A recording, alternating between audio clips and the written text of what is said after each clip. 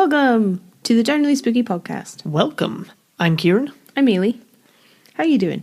I'm doing great. Are you well? I'm very well. I'm excited. I'm pumped. I'm eager to hear another episode. It's very exciting. Episode 3, baby. Episode 3. You know, it's our third week of season 3. You're kind of settling in. Mm-hmm. Getting a feel for how the season is going. The mood, the vibe. Yep. It's solid so far. Hope we pass the vibe check. Mm-hmm. I mean, you passed my vibe check. Aw. So, you know. Cute. And I just edited episode 1, so I've got that like fresh in my brain. Thoroughly enjoyed it. Hopefully you have too, dear listeners. If you haven't listened, you should. It's a good one. It's a really good story. Mm-hmm. It's really interesting and not something I'd ever really heard of before. Nope. Which is a shame because you should have heard about it. Yeah. And I've gotten over the trauma of episode 2. You were a bit traumatized. I was. It was a bit much. If you want to hear about Kieran's trauma, then you should join our Patreon. Yes. Yes, because you should. We debriefed after the episode and Kieran talked a bit about how he processes what I tell him on the podcast. It's very illuminating. It's for good. People who don't actually know him. Yeah. The lucky few. Well, what do we have this week? Or actually, before that, is there anything we need to announce? Yes, there is, Kieran. Sorry. A pretty big announcement this week because we have our first supporter of the podcast. Woo! You guys won't believe it.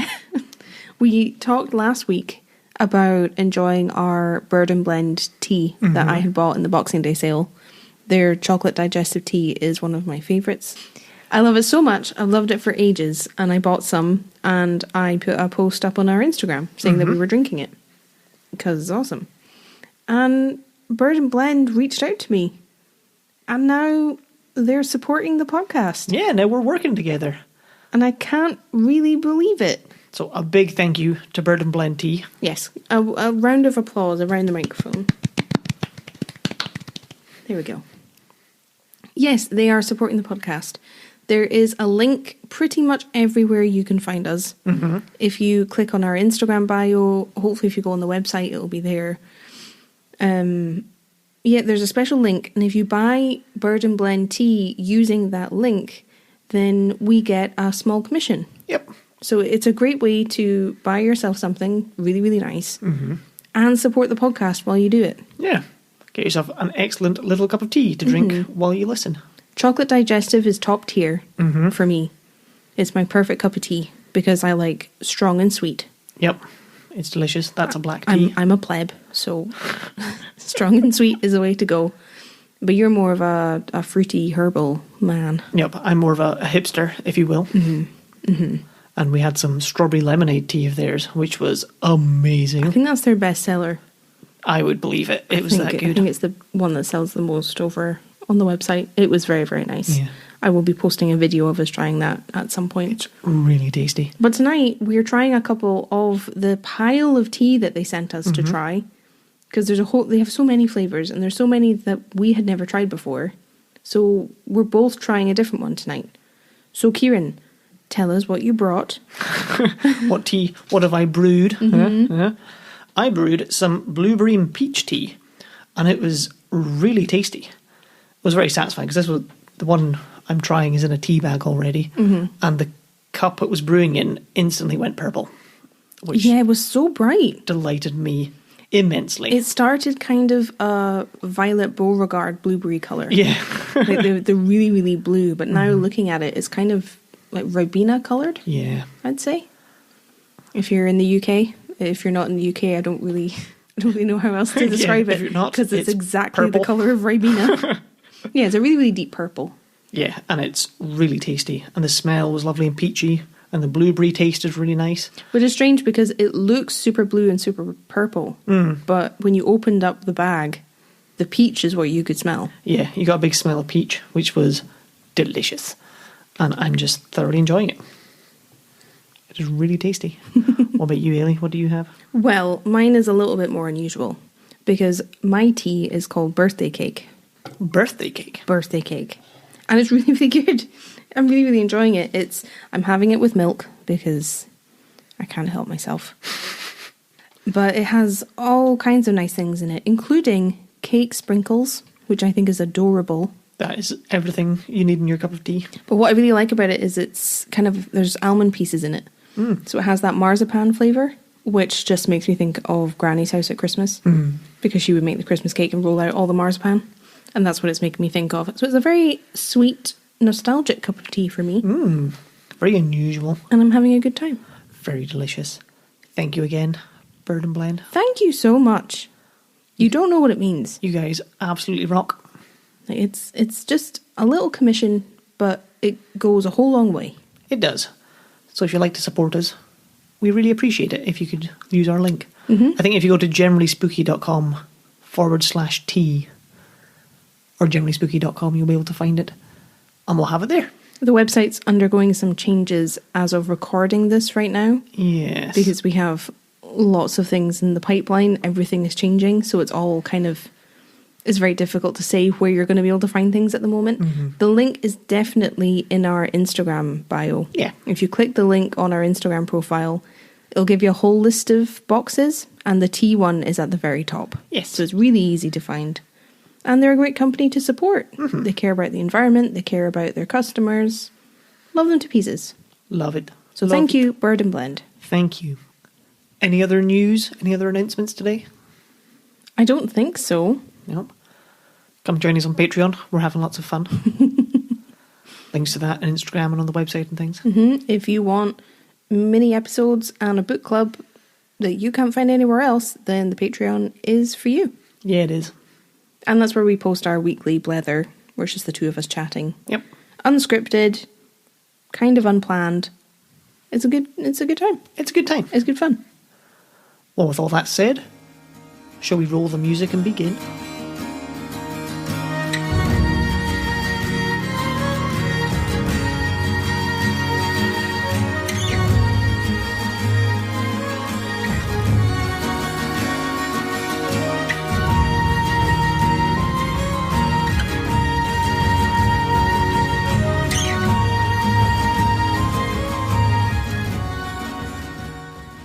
So what do we have today? Today is kind of a different vibe for us. We're covering something that's a bit more on the serious side, something that's very real, as opposed to last week. We were talking about the Sonny Bean legend last week. This is a real event that happened about 140 years ago. Okay. We are talking about a real disaster. Does this mean I have to be serious? I mean, to a point, yes. I'll try. Respectful is probably the better word. Because today we're going to talk about the Tay Bridge Disaster. Oh, okay. Is this something you'd heard of before? It's something I've heard of in title, and I think it's very briefly come up on the podcast before. It was one of the William McGonagall's poems was about the Tay Bridge Disaster. Yes, I read a few portions of that poem. Which episode? I can't remember when he came up. I think it was the Greyfriars Kirk episode. Oh, yes. So episode 1 of season 2. Because he was supposedly buried in Greyfriars. But there's a bit of debate over whether he's actually buried there or if his memorial was put up just by his supporters after his death. Because he didn't have enough money to be buried in the portion of Greyfriars where his grave is.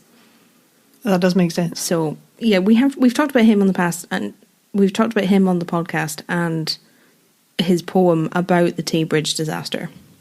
So that suggests you know a little bit about what happened. Yeah, but I don't know any details or any specifics. I was the same. I only ever really knew the basics. Like, it's not something that I ever learned about properly. I think I remember just hearing about it, but nothing in depth. No, I don't remember going over it in school or anything. No. Not really an engineering class, I suppose. That'd be where you might Well, talk see, about that. I really, really wish that we had an engineer or like architect or bridge builder to talk about this episode with, because there's so much detail that I found and I really combed through it and I still don't understand most of it. It was very technical. I couldn't access a lot of it. So if you're interested in that information is available about the intricacies of bridge building. You're not going to find it here. Well, we just need the gist. I mean, I took an Open University course, one of the free ones they have on the website. I took one. Oh, yeah. On this, and it helped a lot, but there's a lot of fine detail and calculations that I just don't have either the vocabulary or the understanding to try and digest that to tell in the podcast. Yeah, you came through after you'd done that course, saying you've just done a course and you were very wide-eyed. Mm-hmm. Should I take notes? Is there going to be like a maths test at the end? I mean, if there is, maybe you'll be able to explain things to me. Maybe. Maybe. But yeah, like I said, if the technical information and details is what you crave, all that information is out there, and all of my sources are always in the show notes. So you can see what I looked at and you can figure it out for yourself. Because I didn't want to explain it wrong.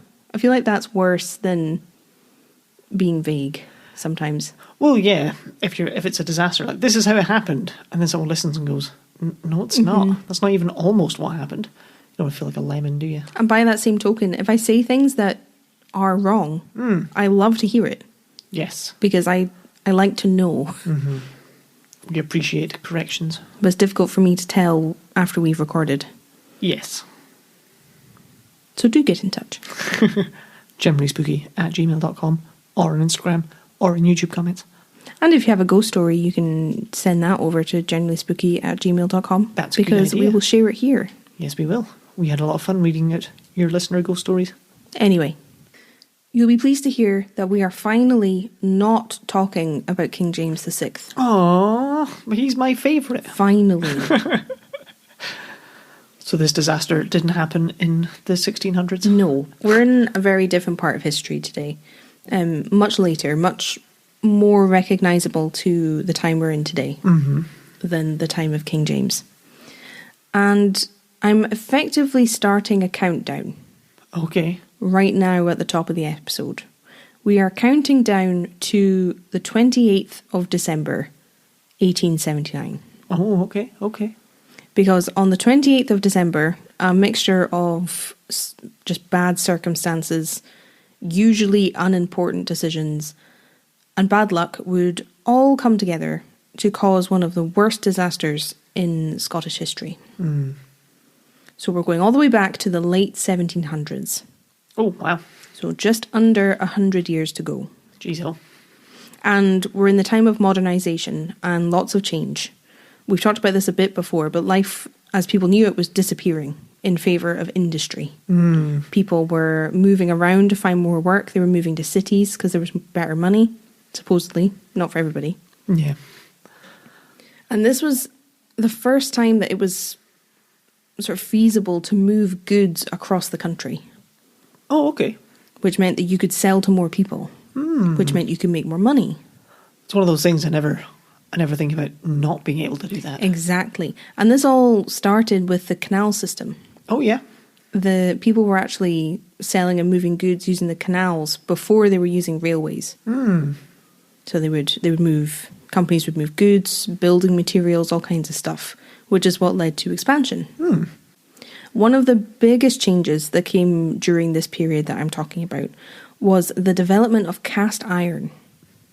Okay. I'm not going to get too technical here, but I think it's easy to take cast iron for granted. Absolutely. Now, you don't think about a time in history when it wasn't available. But the time that we're talking about, because cast iron had been around since the Elizabethan era, a long time. But this was the first time in history that it was able to be produced in huge quantities, which made it quite cheap. Which you'd only been able to make really small amounts of it at once before. It was all different now. A big foundries being able to churn it out. Yeah, it was feasible. I just have the image in Lord of the Rings of them making all the swords for the Uruk-hai. It's probably not quite like that. You know, they're pouring all the metal. I don't really know. But the big thing you need to know about this, the reason I bring it up, is that cast iron could now be used in construction, which it couldn't before. Okay. Which was a big thing. You could build structures out of cast iron. Interesting. Which made them cheaper to build. Yeah. So easier to build. I wonder what it was used for before that. Small items, tools, chests. Utensils. Oh, yeah. Equipment, that kind of thing. Maybe even smaller things, locks, hinges. I would imagine. Smaller scale, but now it could be used large scale. For girders. Yeah. And we are also in the dawn era of the steam engine. And the steam engine was important. It wasn't just an engine for moving around. The steam engine was powering factories. So the equipment that could mass produce things for the first time were run by steam engines. That's very cool. It's a huge cultural shift. Everything has changed. And obviously the steam engine is being used to power ships. So you can move more stuff via ship because the ship can be bigger because you have the steam engine. But steam engines were also powering trains. My grandpa wrote a book about William Symington, who's thought to be the inventor, because there was like 3 people who invented it all at once. He wrote a book about one of them. So there you go. There you go. This is a subject close to your heart. Yep. I haven't read said book, but it's out there. It sounds very dense. A lot of detail. Basically, what you need to take away is that everything was changing, and the steam engine and industrialization was just changing the entire landscape of the world. With the rise in the construction and the use of the railways, the need for bridges also rose. Makes sense. And it meant that changes were needed in the way that bridges were built, because footbridges weren't cutting it anymore. They weren't strong enough for the size of the engines that were coming over them. Yeah. They used to be built with wood, because that was the easy way. But wood bridges didn't last very long. They weren't as strong. They were likely to rot, because bridges are crossing water usually. So the wood just rots away and you have to replace it. So people were moving to using iron and brick to build bridges. A safer move in theory, but you have to remember that people were not experienced at using metal in this way at this point. So they didn't really appreciate that cast iron can be quite brittle. And can break. Oh, no. You know, when you take into account things like temperature, stuff like that. And this problem actually led to a rail bridge over the River Dee collapsing while a train was on it in 1847. Interesting. And yes, this is foreshadowing. I was about to say, is this leading up to some sort of disaster? Unfortunately, yes. So it's just something to bear in mind, that people weren't as familiar with the properties of metal and iron on this scale as they are now. Does that make sense? Yeah, absolutely. It's weird because they probably thought it was indestructible, because you wouldn't have to test it for 50 years, you know? You just have this thing. Or if you'd had like a frying pan that was cast iron that's been handed down through a generation, like, yeah, this lasts forever. We should make everything of this and it will stand for all of eternity. Well, I think at this time they appreciated that there was a difference between cast iron and wrought iron. Wrought iron is a lot stronger, but it's a lot more expensive. Interesting. Cast iron is a cheaper option, but it's not as strong. And certainly by the time you get to the 1800s and the mid-1800s, people knew that steel was stronger than iron. Yep. So there is an understanding of where it falls in the league table of building materials. Yeah. But it's still in its infancy as a tool. And that makes sense. So now we're in 1849. 30 years to go. Okay. By this point, industrialization has exploded. So everything has changed. And now the Firth of Forth and the Firth of Tay were causing problems for people who were living around Edinburgh and Dundee. I can show you a picture, Kieran, and I'll try and have the same picture up in the show notes so that you can look at it. I'm going to show you a picture of the two firths. I was just about to ask, where is the Tay when it's at home? There's two pictures, and there's one of just the Firth of Tay and one of the two firths. Okay, yeah. Do you see? I always think Dundee is south of Edinburgh, and I don't know why. Nope. Don't know why, I always think that, but it's near Perth. Yes, so if you are looking at this picture that Kieran is also looking at, you can see that Dundee is separated from the point that has St Andrews on it by the Firth of Tay. And then below that, Edinburgh is separated from like Dunfermline and places like that by the Firth of Forth. Yes. And this was causing problems for people trying to travel between the two, as you can imagine. Well, yeah, if you had to go all the way around, that's a long way, isn't it? Yeah. If you look at the direct line between Edinburgh and Dundee, it's not really that far. No. If you were able to fly directly from one to the other.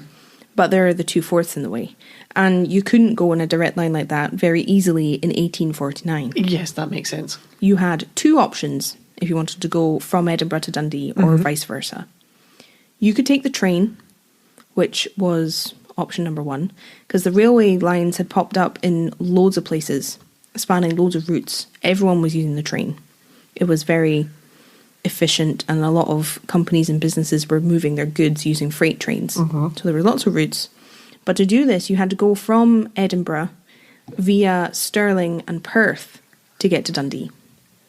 That's a big detour, isn't it? So you have to go round, avoiding that sort of point that has St Andrews at the tip altogether. Your second alternative was to take two different ferries. Oh, yeah, that makes sense. That cross both of the forths. Now, if you've ever been dependent on a ferry, you know how frustrating it can be and how likely it can be that it can be cancelled. Yeah. And then your trip is stuffed. So neither option is ideal. And you can't take, like if you were shipping building materials, you can't fit a train's worth of materials onto a ferry, can you? It's a slow process. It's a slow process, and you're quite limited in what you can do. Like you said, goods and materials are being shipped across the country at this point, and shipping them using ferries was not as cost efficient as using the rail because it was slower. So it was costing companies a lot more to do it this way. Yep. And if there's one way to fix a problem, is to point out that it's costing companies money. Exactly. If you want something done, say that people are losing money. Yep. Save money doing this. I go, really? Well, that was this big time. That was the situation that they were in. And in 1849, a man called Thomas Bush was 26 years old. He was an engineer from Edinburgh. And after working hard to carve out a career for himself, he was the manager and engineer of the Edinburgh and Northern Railway. Oh. Which was a big deal. That's a big deal. He was a big deal. He was still very young, but he had a good reputation as an engineer. And in 1849, he turned his mind to the issue of the ferry that crossed the Firth of Forth, which is the one closest to Edinburgh on our little picture, the one that's further south. Now, he wanted to see if he could make this process more efficient and just generally work better. That's the definition of an engineer right there. Exactly. True to title. But you might be wondering, he's a rail engineer. What's he doing looking at a ferry? In 1850, he created the very first roll-on, roll-off train ferry. Give me a minute to get my head around that. Interesting. That sounds very cool. The world's first. Huh. Now, I didn't look into it too much, but it's pretty much exactly what it sounds like. A train can roll onto the ferry, and the ferry has tracks like through its belly. Yeah. The ferry crosses the water with the train, and then the train rolls off. Damn. And joins the tracks on land again. That's wild. And in theory, I think it could go both ways. Oh, that would make sense. I believe. But again, I didn't look into this too much, but he did this for the first time. This was the world's first roll-on, roll-off train ferry. That's very cool. Isn't it? In 1850. I love that. He's a smart cookie. A shame someone... We should build a bridge instead. Like, oh, but I've just invented the ferry. But my ferry. It's upsetting. What was his name again? Thomas Bush. It was the Bush Ferry. It's going to be huge. His surname is Bouch. Bouch. Huh. So I may be pronouncing it wrong. I apologise. You maybe butchering it? Maybe. Maybe. I'm sorry. Butchering it. But now we're in the 1850s. We have about 30 years to go. Two railway companies. The Scottish North British Railway, which was the one that had been Edinburgh Northern. That was the one that Thomas Bush was the manager of. Yep. It's now called Scottish North British Railways. Scottish North British. Yep. And the second one was Caledonian Railways. Oh. Now, they were the two big players in the Scottish rail game. They were each other's biggest rival, and both company appreciated there was a lot of money to be made in who owned as much of the rail as possible, who controlled the major links. That makes sense. And the major routes. They knew that person would make a lot more money. And both companies were eyeing up the River Tay at this point. The River Tay and the Firth of Tay. The Firth kind of turns into a river.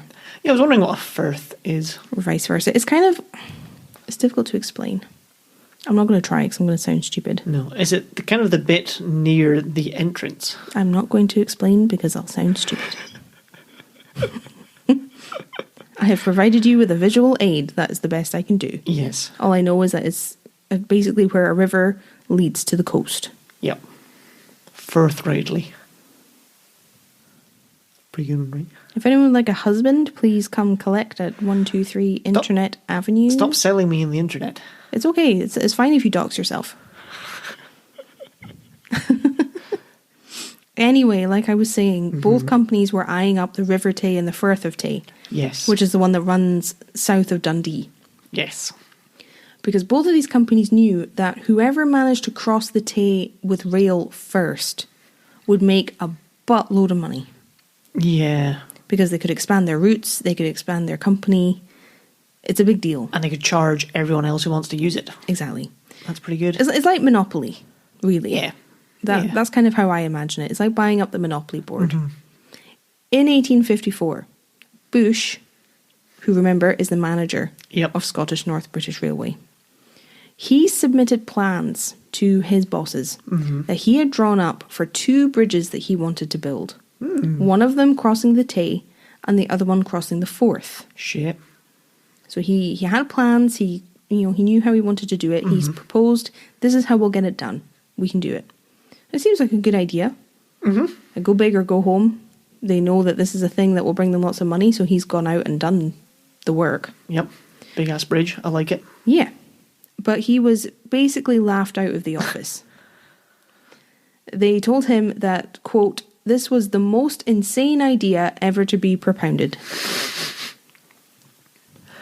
And, it's just a shame because he proves them wrong, sort of. Yeah. If you know where the story is going, he's kind of right, and they were kind of right. I'll show you. Oh, you shouldn't have let me do that.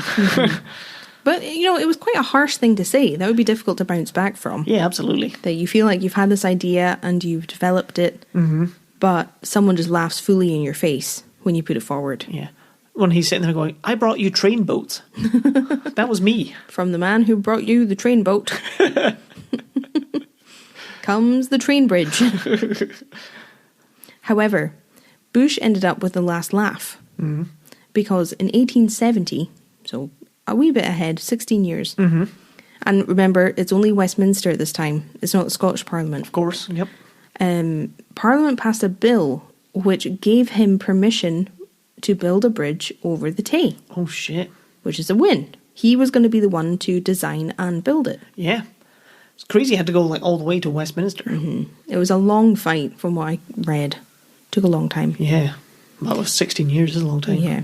And Bush had a lot of responsibility when it came to this bridge. He was responsible for its design, its construction, and its maintenance. That's intense. It was his project. Yeah. Which is great and everything, but it's also almost like a slopey shoulders. Okay, we'll let this happen, but it's on you. We are taking nothing to do with it. It's a lot to take on. Yeah. Whew. Fuck. Best of luck. Good luck, Bush. It's 1871. Okay. 8 years to go. The contractors who were given the Tay Rail Bridge project were given it in 1871. They won the contract. They say they'll have it built in 3 years, and it'll cost £217,000. Nice. Now you're going to be proud of me because I tried to do some maths. Go you.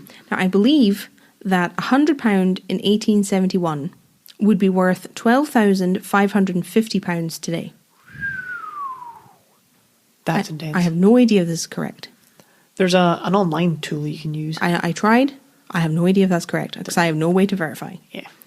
So the estimate that they gave for giving the bridge built would be £27,233,500 today. 27. Yep, that seems like a lot, but it's a big bridge, so fair enough. It's no small amount of money.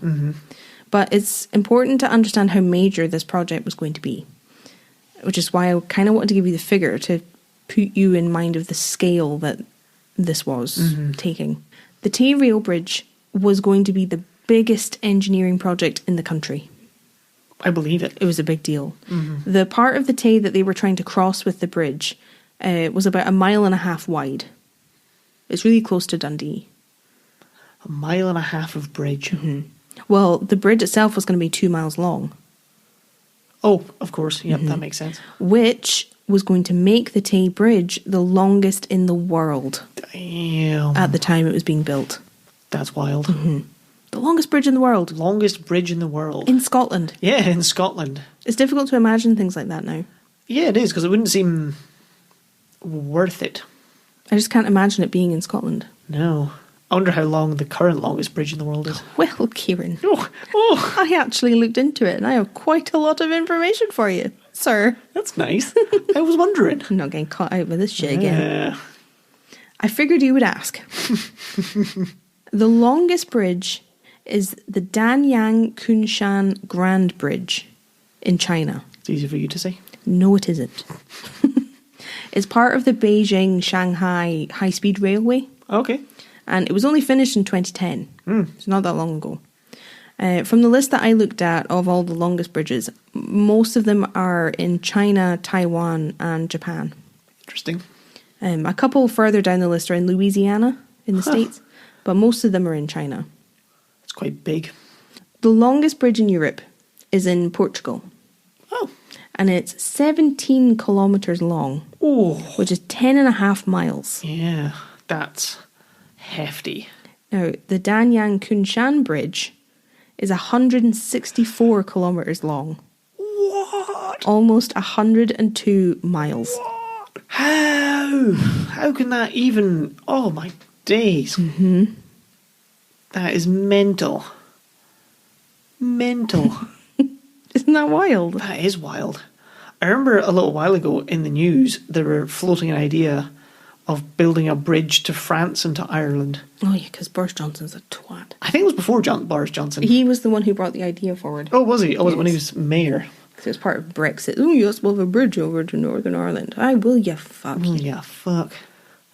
I think it was when they were, before they built the Channel Tunnel to France, they wondered about building a big-ass bridge instead. Well, lately, it was Johnson who brought forward the idea of building a bridge to Ireland. That makes sense. That does make... Because he's an idiot. Yeah. He did it, not building the bridge makes sense. But yeah, I just thought that's way too far to build a bridge. Like, how could that even be possible? But there you go. Well, bear in mind, I don't think that this bridge is over water for all of it. But it is still a bridge. Interesting. If that makes sense. Yeah, I'm with you. Now, it's over 100 miles long. It cost $8.5 billion to build. Oh. And the train on it runs at 350 kilometres an hour. That's 217 miles per hour. That's the top speed. I can't imagine these high-speed rails. 217 miles an hour. Oh, that's insane. I wonder how many stops it has. A bunch. I'm not sure. Just every mile, just accelerating and decelerating really rapidly. Like a roller coaster. But this is me trying to make trains fun. I'm having fun. I hope it's paying off. Yep. For all you Trainiacs out there. Trainiacs. Anyway, back to the Tay Bridge. It was set to be 2 miles long. Oh, easy. Piece of piss. Which would make it the longest bridge in the world at the time. But now you have an idea of how much things have changed. Yeah. You know, in China, they're like, oh, well, our longest is 102. Sort it out. Get real. Damn, I'm trying to think how far that would take you. That would take you well further than Glasgow to Edinburgh. Because Glasgow to Edinburgh is like 50 miles-ish, I think. For a country as small as Scotland, it's almost inconceivable. Yeah. So it would take you from just about from Inverness to Perth, maybe. It's double the length of Inverness to Liverpool. Yeah. Almost. That's really bizarre. on one bridge. Yeah. And presumably it's largely straight. Oh, can't even imagine. No. Bananas. So we're going to talk about how the bridge was built. Yes. I'm So- oddly excited. Really? Yeah. I was so worried that you were going to find this dull. No. I've had big nerves about this episode. I wanted to do it properly. So I didn't want to skip over all the bridge and train stuff since it's core to the story. Well, it's pretty crucial, isn't it? But I was worried it was going to be dull. No, I'm having a great time. Well, Kieran, if you refer to the email I sent you with the photos, I think it's the first photo. In fact, you give it here and I'll find the right one so it doesn't spoiler it for you. Spoilies. And like I said, these photos will hopefully be wherever we are so that you can look at these too if you're interested. But what I'm going to show you now is a picture of the completed bridge. Okay? So this first one is of the bridge. That is a big-ass bridge, isn't it? And that's from the south looking north. So looking towards Dundee. Nice, nice. Okay? Yep, I like it. I'm going to show you another one. Look at all the smoke coming out. Jeez, oh, you can see the pillars of industry, can't you? From Dundee, yeah, the big chimneys. Very smoggy. Now this next one, if you just stay on this photo, that would be useful. Or actually, there is another one, which I will show. I will show you these at the right moment. If you stay on this one for now, Okay. this would be useful because it will help explain what I mean when I'm talking about the bridge. Okay, okay. All right? Is this the same bridge? Yes. I Over the think. north, yep. I think. I hope. Yeah. I hope it better be. It looked straight, but there's a huge big curve in it. Very cool. But this is from the north looking south. Hmm. So this is from the Dundee side. So Beaufort's going to be using a lot of metal to build this bridge, Yeah. which is a major understatement, I know. But I don't have other ways of saying these things. The bridge was made up of lots of different spans, so different sections. And there was a single track in each direction on the bridge. So 2 tracks total. Yep. All right? Not a lot of space on the bridge because of this. Because there was only the 2 tracks. Yep, that makes sense. Which you can kind of see in one of the photos. There were 85 spans total. So That makes they're sense. like big lengths of bridge. Yeah. Each big section. 85. 72 of them were supported by girders that were below the train track. So the bulk of the support was underneath the tracks. But what made the bridge more unusual is that there were 13 spans that weren't built this way. Now, if you look at, I suppose, both of them, you can see it in both of those photos.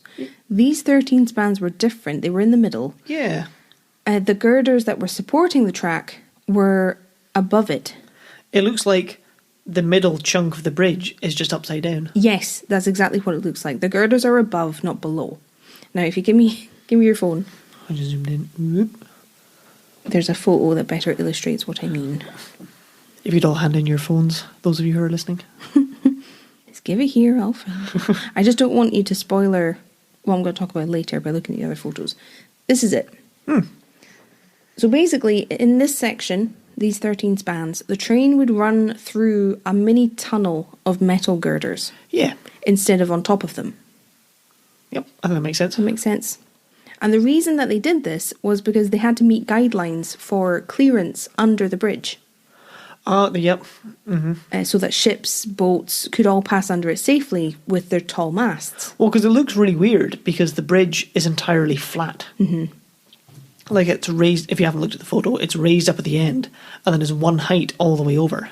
It's not arched, which is how I would have expected it to be tall enough to get everybody underneath it. Well, they just did it one level, but in this section, which is kind of in the middle of this bit of the Tay, they had to have the bottom of the bridge at 88 feet of clearance between that and the high water mark, so that ships could pass under it safely on their way to like, Dundee or Perth. That makes sense.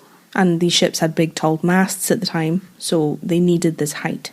Yep. So that was how they got around the issue of making sure ships could pass underneath it at that point. I like it. Does that make sense so far? I think so. They put the girders on top of the track instead of below. Yeah. So it's almost like that section's hung from the girders instead of on top of the girders. Maybe. No, the opposite. The girders are above the track. Yeah, so the track's like... Oh, I think I meant the girder... Never mind. We're making it confusing. That's just the important bit. This middle section, the girders are above. And this section's referred to as the high girders. That makes sense. So that's how I'll refer to them. Now, a single one of these spans, remember there's 85 of them, a single one of these spans weighed about 230 tons. That's a lot. That's a lot of weight. And the track itself and the girders and everything, they were built on these huge columns that were underneath. And these columns were built on like piers that were sunk into the water to support the bridge. I've always wondered how you build up out of the water. Now that's a very basic description. Yeah. There's a lot of detail out there about how they did this and the process they used and the materials. If that's your game, I'll have all the links for you, but there was a lot I didn't understand, so I don't want to just say the wrong thing. But from what I could see, they just sunk piers into the water or built them like on the bottom where they could reach. Yeah. And then the bridge was built on these piers. Very cool.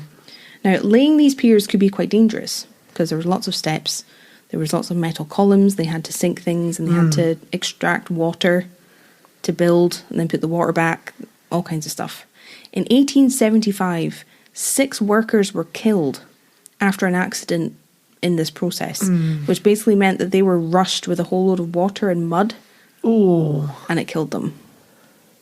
That's nasty. A really awful, awful way to go. Oh. Ooh. And one of the important things to note about these columns and the piers that they were on is that a lot of metal was used, particularly for the piers. There wasn't a lot of stone or brick, which is what Bush had originally planned in his design. But he changed it because he wasn't able to lay the stone and the brick like he wanted to. Interesting. There was a lot of sand and gravel and things that wasn't possible, so they ended up using more metal. The piers that were closer to the edges of the firth, closer to shore, they were brick because they were easier to get to. But as they got deeper into the water, they started using metal ones instead because they were easier to install. Well, because you could, in theory, or maybe not, but just make it and then sink it. That's what they did. If it was made of metal. That's what they did. Easier than you could if it was made of brick and stone. Yes. At its deepest point, I think the Firth of Tay is about 80 feet deep. That's pretty deep. So it's difficult. But it meant, because these deeper foundations were made of metal, these deeper foundations were not as stable. Out in the middle of the water. It's not really what you want. No. Another important design change that Bush made during the construction, the building of the bridge, was reducing the number of spans that would be used. He had originally planned for there to be more than 85, but he had to reduce it with, having to change the piers and yada yada. It meant that the fewer spans that were left had to be made longer than he had originally intended, which again makes them less stable. Because it's more stable if you have more smaller pieces than fewer longer pieces. That makes sense, because you'd have more legs, basically. Yeah, and each span was 245 feet long.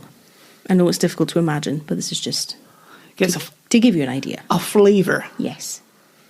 Well, I can look at the picture and know how long that is. Yes. So, he was making changes as they went, which he didn't intend, which, it happens with building that you have to make changes because things don't go the way you plan.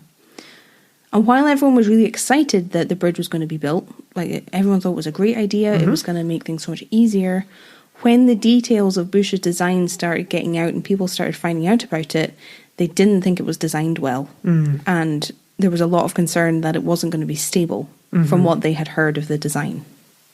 Interesting. Doubts. It's hard to imagine there's one person having the whole thing in his head. I know he wrote it down, he delegated, I'm sure he got help with calculations and things, but for him to lead the whole process, he has to understand the entire thing and to hold that in his head at once, and just that blows my mind. On top of using new technology. That's true as well, yeah. So then in your head, when something changes, okay, we'll use 85 instead of 130 or whatever it is, then he has to change everything in his brain to fit the new piece of information, which is still what people will have to do. The time doesn't really matter. Just that blows my mind. It's a real talent. Yeah, but when you've been developing it for 16 years between coming up with the idea and it getting approved, there's a lot of time to think about it. To then have to change it. Yeah, crazy. So now we're in 1877. 2 years to go.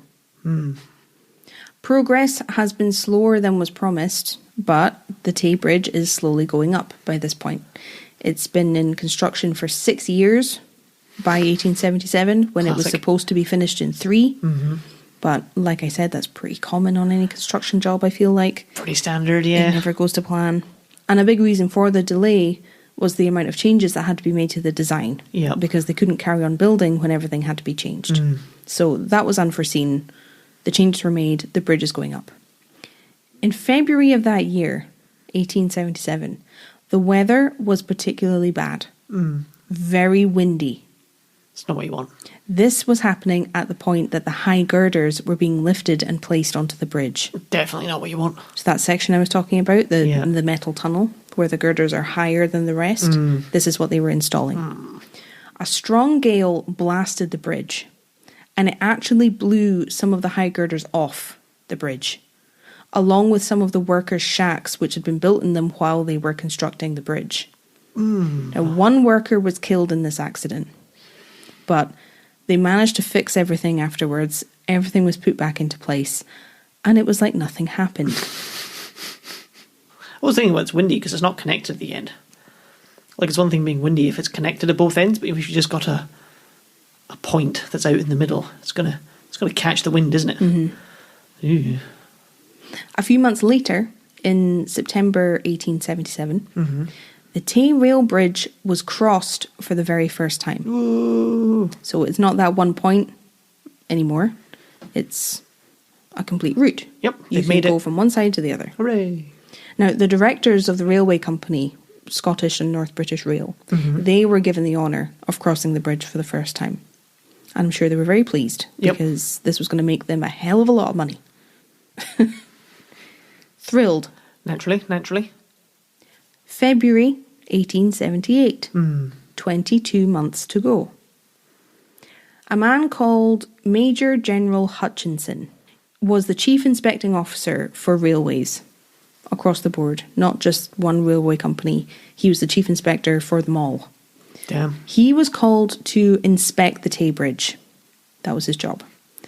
And the bridge was basically ready to be opened, so now was the time for all of the testing to ensure that it was safe. And it seems that he was diligent in his work, inspecting the bridge. He spent 3 days there, inspecting every part in the way that he knew how. Yeah, but just kicking tires, standing in the middle, like grabbing both sides and rocking it, seeing how stable it is. Well, one of the things that's available are the records of his inspection. Oh, yeah? They Very still cool. exist. They're in archives. You can access them online. That's one of the things that I couldn't access with my brain. But it does exist. It is out there. I imagine it's very technical. Yes. And it's old-timey language. Oh, of course, yeah, just for extra. So it's both. But I did have a look. I tried. There's a couple of important details I got from it. But on the whole, I just couldn't. I feel like I failed this episode. Failed us. I need an engineer. Help, we need an engineer. I'm only a physicist. I'm all theoretical. We should have asked Struan. Could have asked Struan. My brother's an engineer. No, but he does boats. It's probably not the same. The ships, not boats. Not boats. He does big I'll ships. get a slap on the wrist if I call that a boat. Yep. He just knows about going under bridges, except his ships are too big to go under bridges. Hutchinson was doing all of his tests. And one of the tests that he did, or like a series of tests, was to have different types and different loads of engines and trains run over the bridge to just see how it responded and to check everything. And he claimed that the vibrations caused by all these different engines weren't an issue on the bridge. That's something they had to check so that everything remained stable as, it moved around. But crucially, Hutchinson did not or could not test wind pressure and how that would impact the bridge. Interesting. However, in his notes from the inspection, he wrote that he wanted to do it. He just didn't. Interesting. I wonder why, if he didn't have instrumentation or... It's unclear. I'm not sure why this didn't happen. It's just in his notes that his intention was to check the wind pressure. It didn't happen. The bridge was opened to rail traffic that same month. And the official opening of the bridge happened in May 1878. In total, it cost £300,000 to build. About £37.5 million today. So that's, what was the original quote? 200 and something? The original quote was £217,000. And it cost £300,000 in the end. I thought it would go a lot more over budget. Still a lot of money though. So now we're in June 1878. Oh man, I'm getting tense. 18 months to go. The bridge was open to passenger traffic for the first time in June. Before that, it was just like freight trains. And then passengers were allowed to cross. And over the first year of the bridge being open, the directors of the rail company were laughing all the way to the bank. Because it changed everything. People and business owners in Dundee and Fife noticed an upturn in sales and profits. Oh, wow. Because more people were travelling between there and Edinburgh than had before. That makes sense. Or other places, but Edinburgh was the main one. Yeah. And passenger numbers between those two places doubled after the bridge was built. So you didn't have to go around the long way as much anymore. But when you can just nip over, and it's new and it's a novelty, like of course you're going to... Because I would have thought, had everything been fine, the numbers would have doubled, but then kind of drifted away again as the novelty wore off before they started increasing up again. Well, journeys were a lot easier than they had been. Yeah. More people were travelling this route than ever. I think I remember seeing that the company, there was a 40% increase in freight traffic and passenger numbers doubled. That's a lot. That's a lot of use. Right? So they were thrilled. Oh, yeah. They were making a fortune. June 1879. 6 months to go.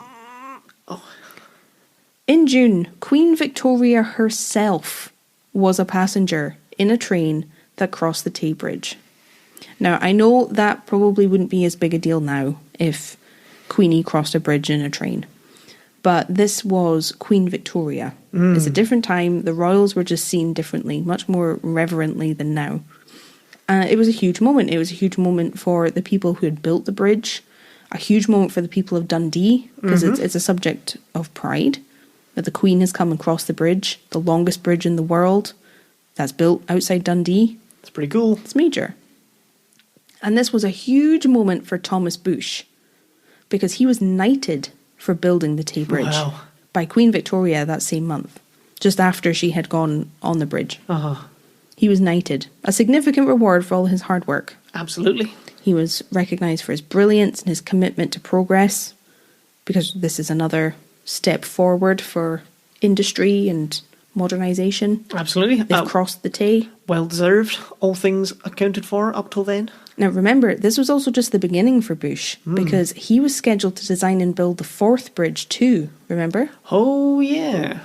And he must be, what, in his 40s, early 40s by now? He is 58 Okay.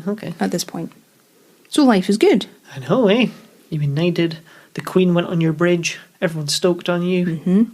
Everyone thinks you're great. You're about to build another major bridge. As part of the same network for the same company. It's going really well. But now we've reached the 28th of December 1879. Our countdown that we set at the top of the episode is nearly over. If you want to unclench, now's the time. Just ease the jaw, just relax the jaw. I'm going to stay clenched. I'm going to stay dead. We're at 1:15 p.m. 6 hours to go. A man called Captain Wright was in charge of a ferry that crossed the Tay. Remember I said they had the ferry crossings before the bridge. He's in charge of one of the ferries. And when he crossed the water that afternoon, a normal crossing, he noticed that the weather was good. Nothing to report, nothing of note. Pretty sure captains keep logs of things like that. Yep. Later at 4:15, another crossing, he noticed the same thing. The weather was fine. His crossing went without a hitch. There was just a bit of wind that hadn't been there that morning. However, by 5:15 p.m, we're at 2 hours to go, and things are very different. Oh, wow. Captain Wright remembered that a gale had picked up, and it was coming in from the west. He noted that. Straight in from the sea. Just after 6 p.m, about an hour to go. No, if it's coming from the west, then it's heading out to sea. Oh, yeah, I always do that. It's coming overland. Just after 6 p.m, about an hour to go, a train arrived at Dundee Station on the northern side of the bridge. And the passengers who stepped off spoke of the terrible crossing that they'd just had over the Tay. They'd come from Newport, which was on the other side from Dundee. And they spoke about how hard the wind had been hitting the side of the carriages. It was coming and hitting the bridge and the train at a right angle. So right on the side. It was strong enough that it was making their carriages rock from side to side. Whoa, terrifying. And at one point, some of them reported that they had seen sparks coming from the wheels. That's not good. No. Just after 7 p.m, 15 minutes to go. A train sat at Wormit Station, which was on the southern side of the Tay and the bridge. The passengers stepped on board. They had their tickets checked. They took their seats. Now, some of them were heading home to Dundee after being away over Christmas and New Year, because it's the 28th of December. Some of them were heading home just after being away for the weekend. It was a Sunday evening. The weekend was over. Work would be starting the next morning, Monday morning. Some of them were just commuting to and from work, because this is 7 p.m. The doors of the train were closed. The whistle blew. And the train left Wormit Station with reportedly 56 passengers on board, along with several train staff. Now, it's impossible to be sure how many people were on this train. 56 tickets were checked at St Fort Station, which was the last station before the bridge. But these were people who were going to Dundee, these tickets. People had different tickets. People had season tickets for the train that weren't logged in the same way. If they were heading for different destinations past Dundee, they weren't checked and logged. So it's really difficult to track how many people exactly were on the train. From what I've found, people have been able to prove that 59 people were on the train total. So I'm going with 59. That's what they've been able to prove. Anything other than that is speculation. Now we've reached 7:15 p.m. on Sunday, the 28th of December, 1879.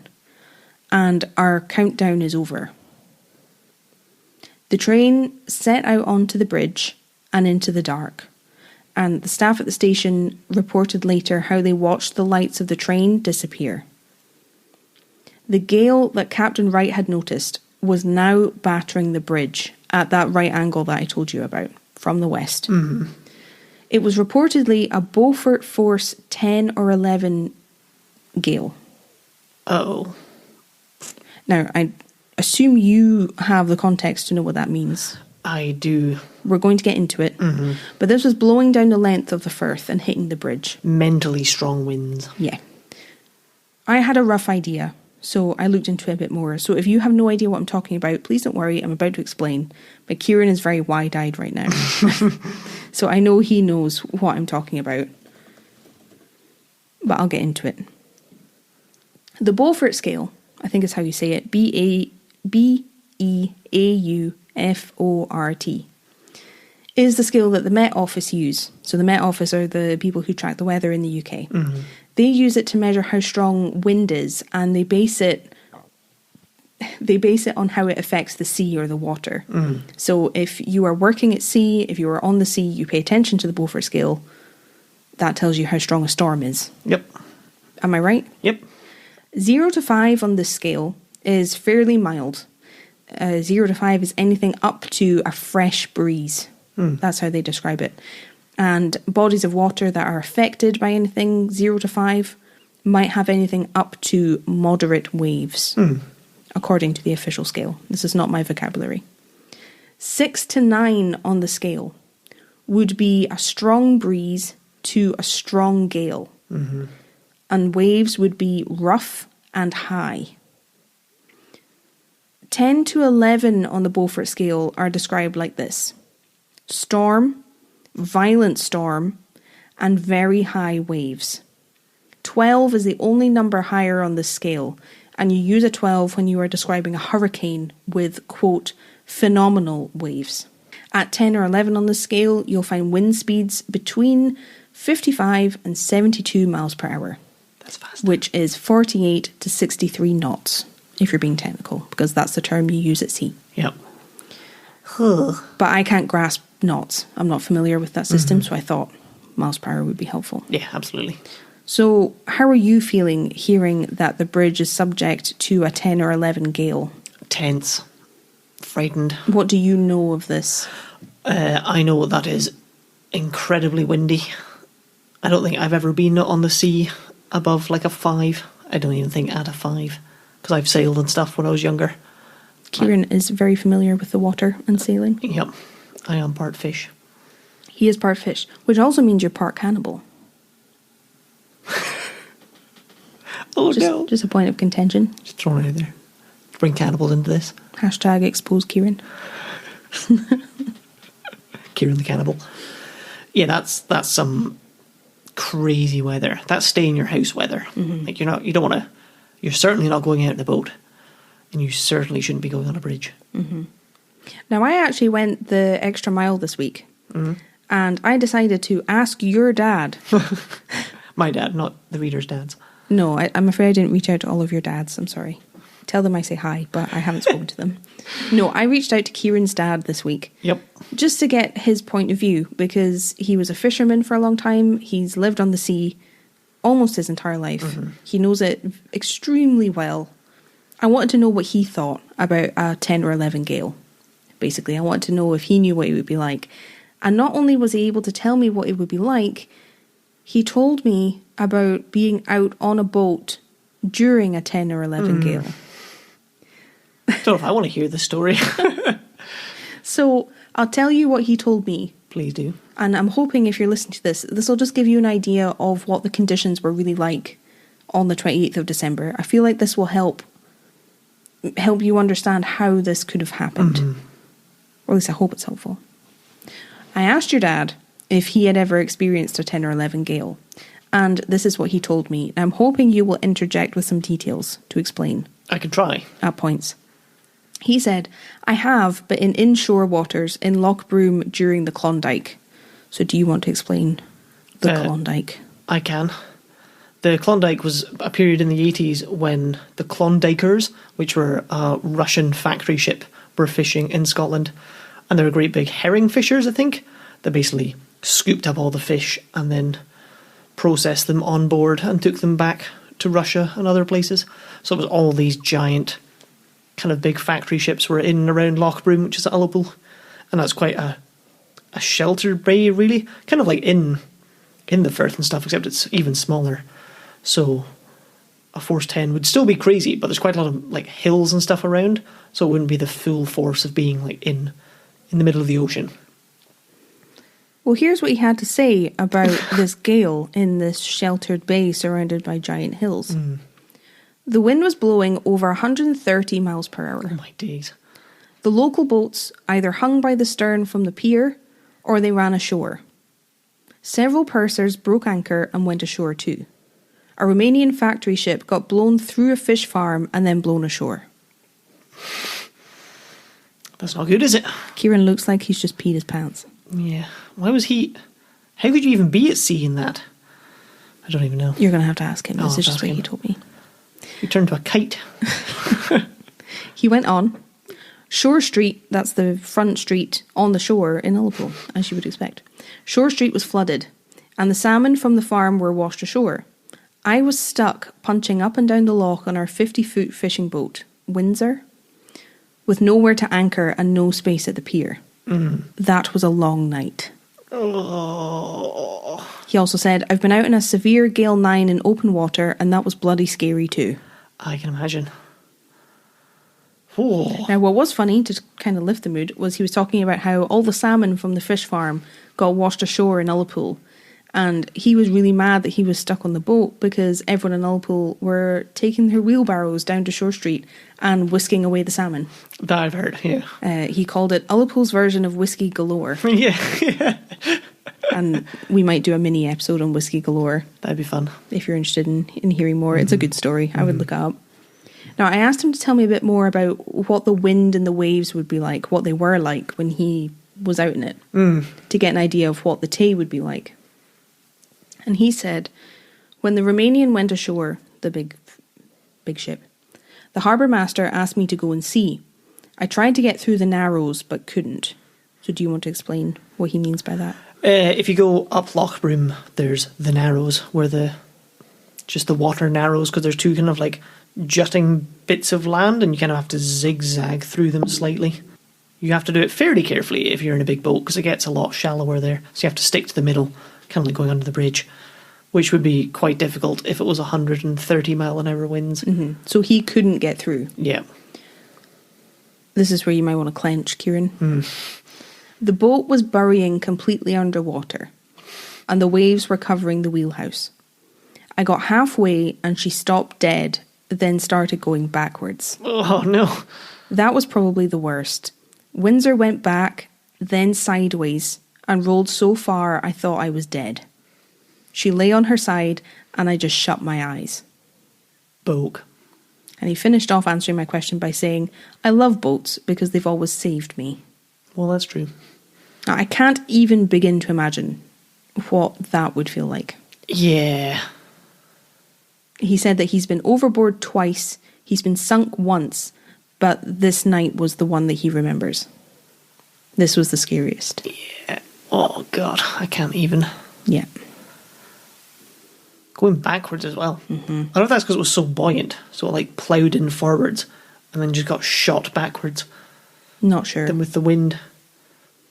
But So I wanted to talk to him about that because this is what conditions were like on the Tay that night. It was this level of storm. So this is what it could do to a boat. Yep. And they're, I suppose, kind of comparable because Loch Broom is in open water in the same way that the Tay is in open water. It's got land on either side of it kind of thing. Okay. It was winds like this that were hitting the Tay Bridge at that right angle. And a train had just gone out onto the bridge. As the train disappeared into the dark, there were a lot of people who lived on either side on the shore that could see the bridge from their homes.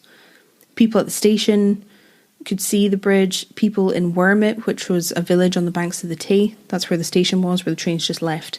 I think people in Dundee could also see the bridge.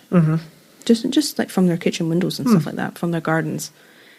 Several people reported seeing a bright flash on the bridge at 7:15, which was the exact time, because they knew how long it would take a train to go over the bridge. Well, that makes sense. This was the exact time that the train would have entered the high girders section of the bridge when this flash went off. The metal tunnel portion that I talked about earlier. The people on the Wormit side, so the south side of the bridge, tried to send a message to the signal cabin on the north side of the bridge, but the message wouldn't go. Communication had been lost between both sides of the bridge. And the people who were stuck at the station had no idea what the flash was. They couldn't see anything, but they knew it couldn't be anything good. But even they couldn't have guessed what had actually happened. Because remember, it'd be pitch black. Yeah. Not everything would be lit in the same way. No. And if there's that wind, there's probably rain as well. Exactly. Over on the Dundee side, 7:19 p.m.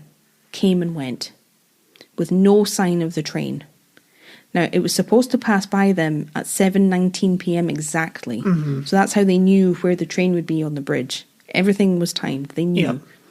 So they knew something had gone wrong, but they had no idea where the train was or what could have happened.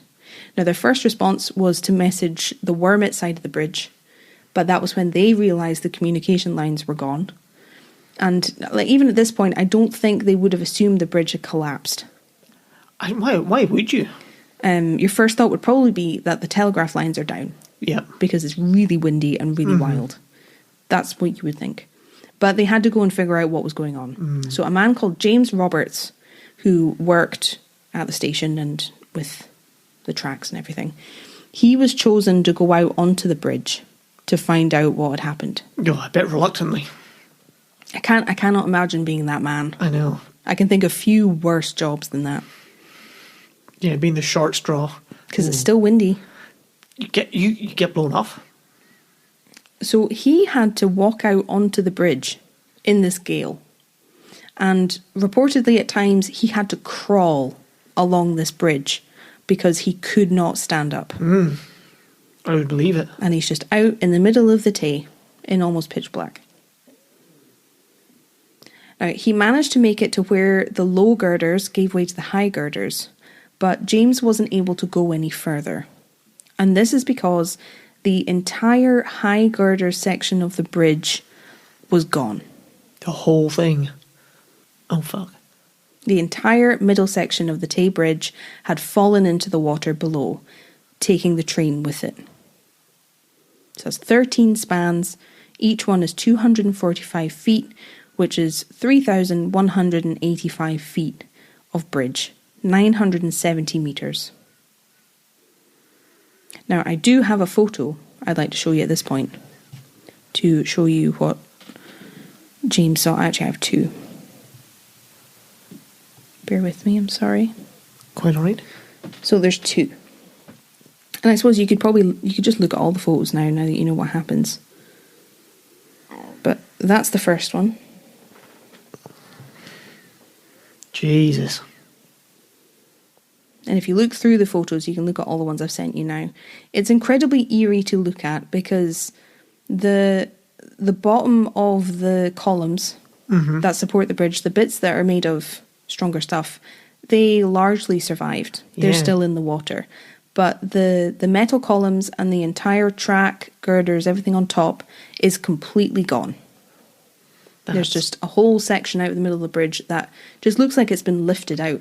It looks unfinished, or like they've removed a section to repair it and put it back in. Because there's a whole piece that just isn't there anymore. Just taking a Lego brick out. So that's what happened. And I think I've put in another photo of, I think it was taken the next morning, and you can see the high girder section just lying in the water. Oh man, that's very eerie. So when the train workers realised what happened, like James Roberts made it back. He didn't get blown off, thankfully. A telegram was sent to North British Railway's engineer near Edinburgh. This is telegrams, it's 1879.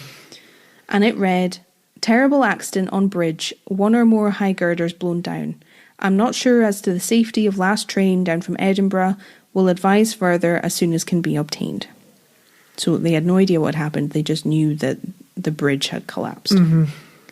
Now, the shock that not just Scottish society, British society felt at the Tay Bridge collapse cannot be underestimated.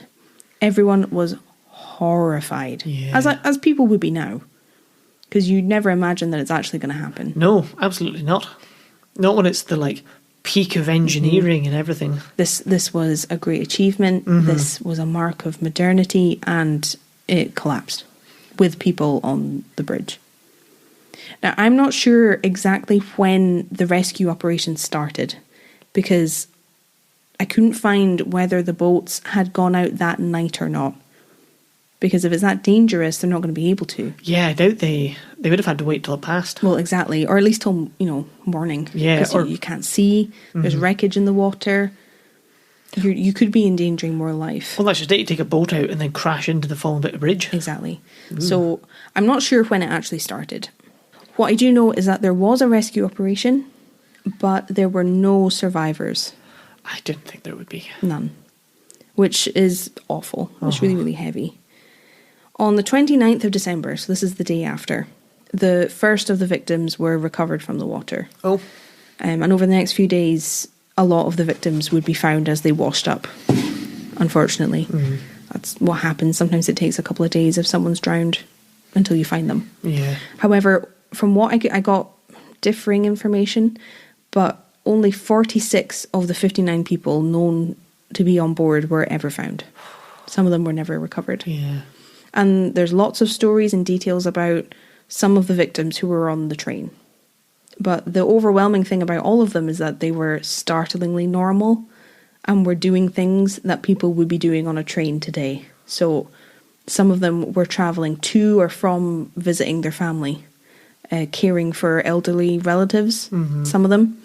They were going to or from work. Some of them commuted from Edinburgh to Dundee, so they were travelling for work. And some of them, when they were found, still had belongings in their pockets, which for some reason that makes them even more real, and I don't really know why. Yeah, it shows they're just going about their business, doesn't it? There were some children who were killed, who were there with their parents and grandparents, all ages, all different walks of life. One of the victims' families actually lived on the bank of the Tay, and when the train fell into the water, his mum was making dinner for her son, and she watched the flash when the train fell into the water from her kitchen. Oh my God. Now, as well as a search for the remains of the victims so that they could be buried properly, investigations started almost immediately to try and figure out what on earth had happened, because this was just inconceivable. Kind of like the Titanic sinking. There's no way it could have happened. How on earth did this happen? I imagine a similar feeling. But the Titanic was later. The Titanic was 1912. Divers went down to look for pieces of the bridge and to look for the train, to just see what they could find. They were hoping to find bodies, but a lot of them weren't found in the train. They actually got washed sort of away by the strength of the water. Yeah. So they were found in other places, sort of down the Tay. I don't know. Some of them were found in and around the bridge, but not all. But one of the things they wanted to do was to recover bits of the bridge and the train to try and suss out what went wrong. Had the bridge brought the train down, or had the train brought the bridge down? Does that make sense? Yeah. So I wonder if the driver did anything. Don't know what he could have done if you want to really accelerate and decelerate a train, I think. But well, yeah. Just to try and suss out who the fault lay with, really. Now, the high girders section, the metal tunnel that I've talked about a lot, this is the bit that came off. That was found in the water almost completely intact. And the train was found almost intact inside the tunnel. So the thing just detached? Now, we'll get into sort of what happened. That's how it was found. The train was inside the high girders and everything was almost, fine. I don't know much about how trains work, but I'll tell you what I found about what they discovered about the train. The regulator was fully open. The reversing lever was in the third position from mid-gear. And the brakes were fully off. So, if you're like me and you don't really know what this means aside from the brakes, this told the people who found the train that it was running completely normally when the bridge fell. The people driving it, they didn't try to brake, they didn't do anything. All of the positioning of the levers and everything suggested the train was running exactly as it should, and they were driving exactly as they should have. Sounds like there's just a click. It was fine and then it wasn't. Right. That's what they got from the train. Yeah. They do a similar thing to this when investigators try to figure out how a car crash happened. Oh, yeah. You look at the markings on the road. Like that bit in Hot Fuzz where he tries to say that they didn't put the brakes on, so it wasn't an accident. It's kind of like that. You use the road markings and the state the car's in to suss out whether or not they braked or if they were going too fast. This is a similar thing, but on a different scale. But basically what this meant, and I'm quoting this, they said that the driver could therefore have had no warning of the impending disaster he faced. So they had no indication anything was wrong. Yeah. Most of the damage that the train sustained was on its sides. So the sides of the carriages. And the carriages really came off the worst because they were wooden. Oh. Didn't picture that. So the last two carriages were found in pieces. And I read them described in the transcripts from the inquiry as matchwood. So they were in bits. Yeah. But other parts of the train, because it was made of metal, was reasonably fine. Yeah. Especially because it was inside the high girders. It was just in the water. So what happened? What on earth happened? Well, that's the question, isn't it? That was the big question that was on everyone's mind back in 1880. because this was the 28th of December. We're now into the new year. Bodies have been recovered and people are mourning, and the time has come to launch a full-scale inquiry into the failure to ensure that it could never happen again. Mm-hmm. And it was the Board of Trade that headed the investigation. And they went about it very, very quickly. As one of the criticisms of people in the modern day looking back at the inquiry, it happened over like a matter of months. It wasn't long at all. It was like 3 months or something. Well, okay. They didn't take a lot of time to look into everything fully. They could have done a lot more if they had taken their time. But they didn't want to hang about. People needed answers, and people were really emotional. Absolutely. They needed to know what had happened. And this inquiry was fairly extensive, but they were using methods that were quite new to inquiries like this. It's 1880, so this was one of the first times they were seeking out lots of eyewitness testimony and photographs and samples and mechanical tests. This hadn't really happened before. Well, when it's the first engineering job of its scale, it's probably one of the first times something of its scale went wrong, isn't it? Now, bridge collapses had happened. That was a thing. They'd done it 50 years prior. Exactly. And there was lots of issues initially with the railway because it wasn't a very finesse system. So for a long time, collisions on railways were hugely common. It was a big problem. That's terrifying. Yeah. But this type of inquiry was reasonably new. They were really going into depth to find out what happened. They spoke to people who lived near the bridge, the people I was telling you about, and they heard about how the lights and lampshades in their homes shook when the bridge came down. Oh, man. And the people were talking about how their chimneys had been knocked over by the wind, which helped back up the claims that the weather was really bad that night. That makes sense. And a lot of these people that they questioned saw the bright light, but didn't know what caused it at the time. That's what I want to know. They just saw the flash on the bridge. From what they were able to tell, it was sparks caused by the carriage on the moving track. Or as things were grinding, they were sparking. It was quite difficult to tell. Yeah. But it seemed to have been sparks caused by the friction or the movement of metal. Fuck. As well as the evidence that they took from the collapse in the water and the eyewitness testimony, the commission also heard from people who had worked on the bridge. Interesting. To build it. And what some of them had to say was very, very interesting. Some workers claimed that when they had been painting the bridge, so everything was all built, they were just painting it to... It like maintains the metal if you paint it. It stops it rusting when there's paint on it. They were painting it.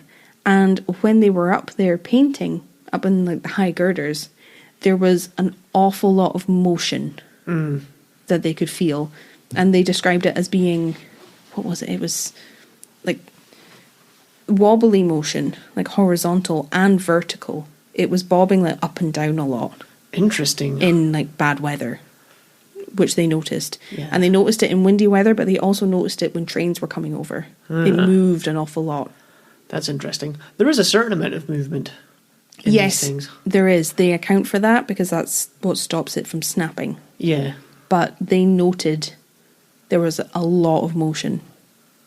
So I think it was more than they were used to. And they also spoke a lot about, like I just said, the vibrations caused by trains crossing. And it came out that before the collapse, a lot of the time, the trains were not sticking to the 25 mile per hour speed limit that was on the bridge. Oh. So if you're going faster, you're causing more vibration, which is making the whole thing move more. That's not good. So that was something that came out. I imagined not knowing, like knowing it was the bridge collapsed and there was a train on it. I imagined it was being used for much longer. Like there was a lot more wear and tear involved, not just under 2 years. It collapsed 19 months after it was opened. A year and a half, even worse. Because that's not enough time for wear and tear and like bad maintenance and stuff. No, which was why the inquiry was so important. Yeah. They needed to find out what had gone wrong. Well, because they were planning on building another one. Exactly. So they came to a few conclusions throughout their investigation. The main one being that the bridge brought down the train, not the other way round. The bridge brought down... Okay, yep. With me? I hope this isn't too confusing. No, not at all. One of the problems with the construction of the bridge were a thing called the lugs. This is where I'm probably going to lose you because this is where I lost myself. But they were part of what held the columns together that supported the bridge. Kind of like bolts, but not. Yeah, I forget what a lug is. Oh, there's people going to be screaming at me, but this is the best that I understand it. However, there were issues with the lugs, the way that they were made. Apparently, the holes that the lugs had to go in were conical rather than cylindrical, which meant that with the stress of the wind, more pressure was put on them than there should have been had the holes been cylindrical. Interesting. But apparently, as a way to cut costs, Bush suggested making the lugs thinner than they originally planned. Oh, no. So the lugs were thinner than they were initially supposed to be, because then you needed less to make them, and then you would save money. Which would be what you wanted if you're end up being 80 million over budget. Exactly. 80,000. Exactly. It's also been suggested that when Bush put together the design and the construction of the bridge, he didn't account for a thing called metal fatigue. Okay. There were occasions where things were broken during the construction, girders, things that were made of metal, and they were straightened and then used again. Ah. Which can cause... This is just my very basic understanding. But if you do that with metal, it weakens the part where it was bent. Yes. They didn't really know that this was a thing. So when things fell and broke, or didn't break, when things fell and bent, they just straightened them and reused them. But they become weak spots on the bridge. Yes. Does that make sense? Yeah. Well, it's like if you have like a paper clip, if you bend it back and forth, eventually it snaps in that point. It's that same thing, really. Well, I imagine it like bending a bit of paper. Yeah. At the crease, it's thinner. Yeah, and if you crease it enough, it will snap. Yeah. Is that, but on a massive scale. Yeah. With huge repercussions. The inquiry said that the bridge was not built to withstand the strength of the wind that it faced that night. They argued that if the piers that were sunk into the water, they argued that if they had been built properly, then the bridge wouldn't have fallen. Well, it's ridiculous because that's not unheard of winds. That's not winds. That's not, the 10,000 year storm. That's just a storm up at that strength. Like a fairly uncommon, but it's not that uncommon. Well, I mean, when I brought it up, you knew what I was talking about. Yeah. I remember storms in Liverpool being at that kind of power. But yeah, the inquiry basically said that you didn't do your job properly, and if you had, we have done the sums and can prove that the columns would have withstood the gale. Oh, that's cold hard fact right there. Which is very damning. Now, it hadn't been officially tested for wind pressure, like I said. But Bush designed the Tay Bridge using a wind pressure figure of 10 pounds per square foot. Okay. From what I can see. And what made this suspicious, because I have no idea about wind pressure, was when he was designing the fourth bridge, he used a wind pressure figure of 30 pounds per square foot. Interesting.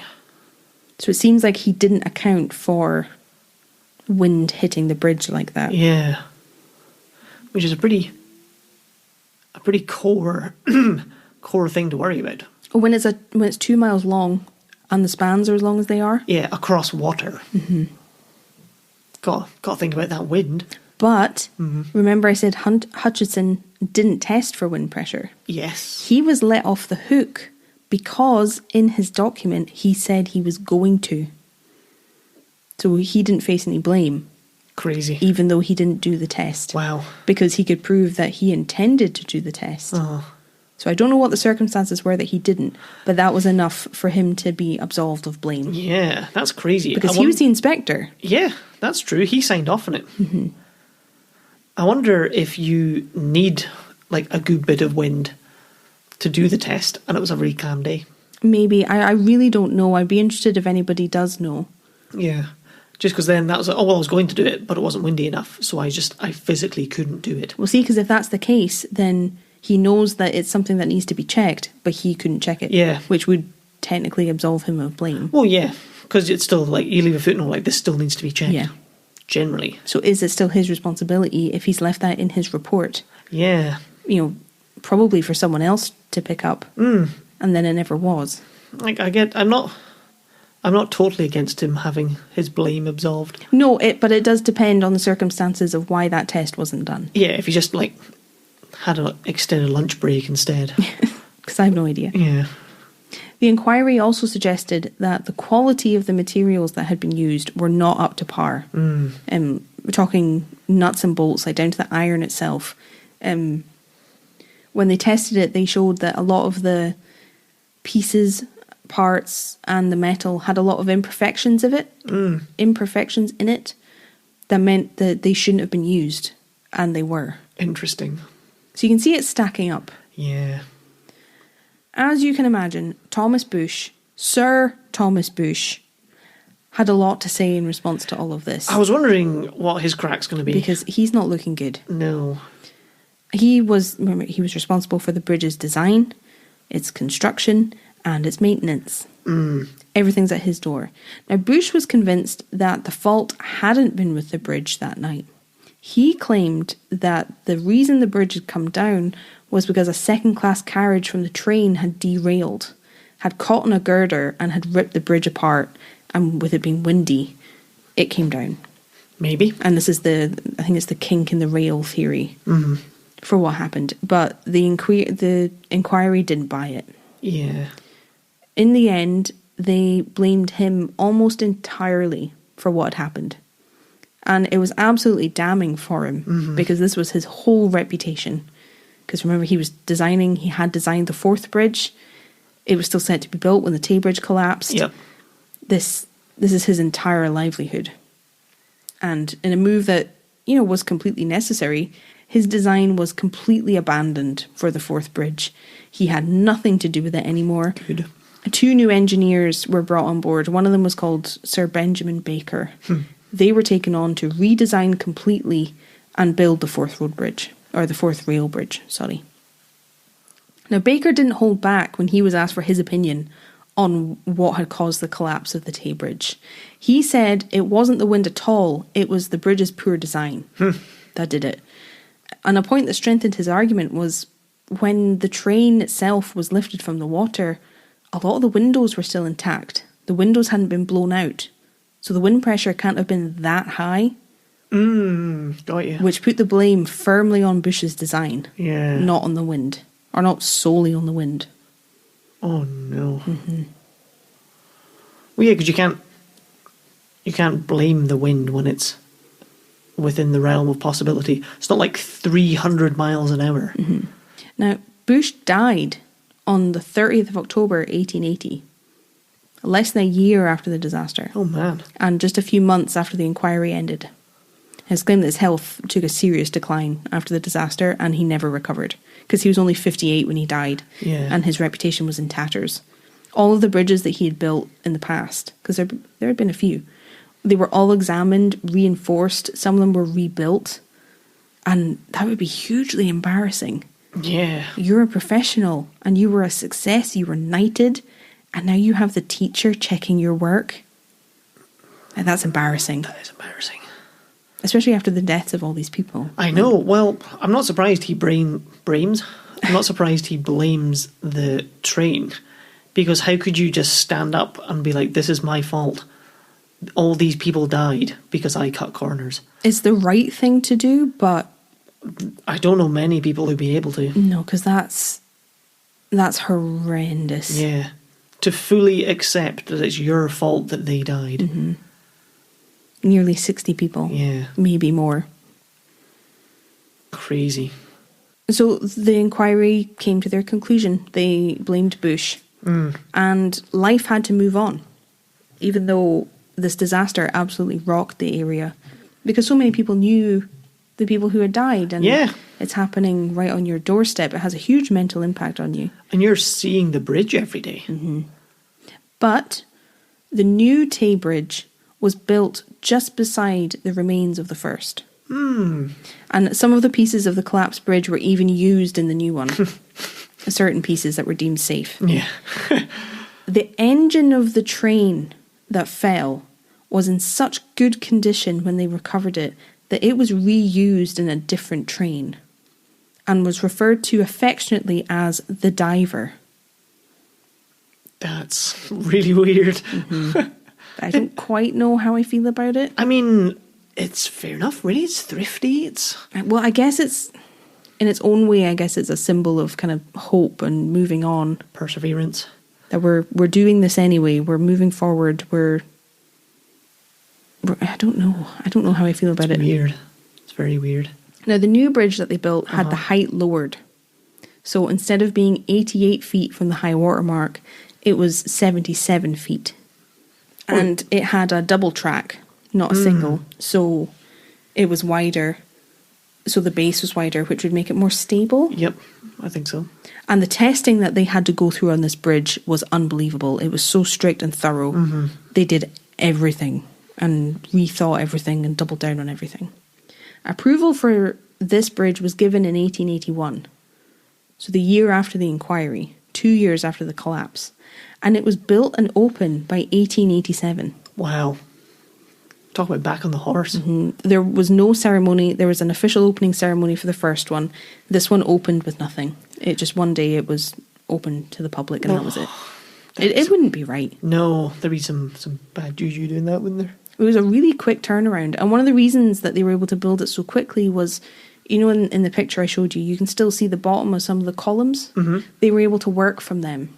So they didn't use them in the bridge, but they could use them as a kind of work base to build the bridge beside it. Ah, got you, yeah. Because if you have taken the train over the Tay, you can see the old bridge. I think so, yeah. You can see it from the train. They're only 60 feet apart.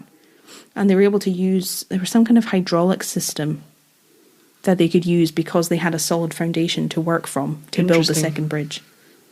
This is where it gets a bit technical. I've really tried, but that's probably about what you need to know. Seems solid, seems good. Now, there were some things that were saved from the wreckage. There was a girder, I think, and personal belongings of people who died.